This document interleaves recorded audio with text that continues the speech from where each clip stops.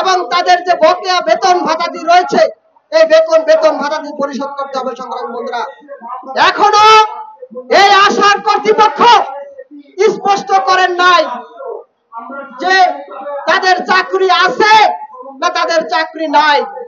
আমরা শুনেছি এই আশার কর্তৃপক্ষ কর্মীদের বাসায় বাসায় তারা পুলিশ পাঠাচ্ছে, কর্মীদের বাসায় বাসায় পুলিশ পাঠিয়ে তাদের পরিবারের লোকজনকে হয়রানি করছে।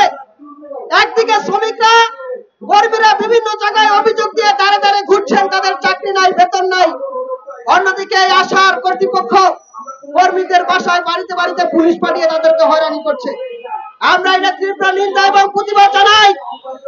অবিলম্বে এই সারা বাংলাদেশে 2024 সালের ডিসেম্বর থেকে এই পর্যন্ত তাদেরকে চাকরি থেকে বিরত রাখা হয়েছে।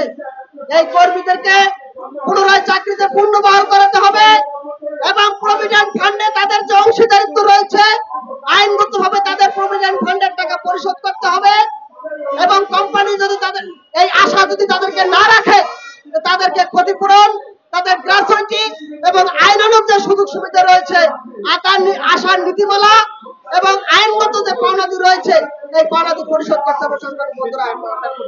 আমরা ইতিমধ্যে জেনেছি আশা থেকে অনেক কর্মীরা তারা নিয়ম মাফিক নিয়ম মোতাবেক স্বেচ্ছায় তারা পদত্যাগ করেছেন, কিন্তু তাদেরও কোনো পাওনা দানা পরিশোধ করা হয় নাই।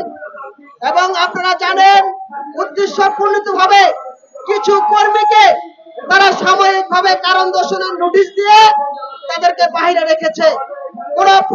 সঠিক কোনো তদন্ত করা হয় নাই, একতরফা তদন্ত করে একতরফা ভাবে তারা নোটিশ দিয়েছে। এই সমস্ত কর্মকাণ্ডের আমরা তীব্র নিন্দা জানাই এবং আশায়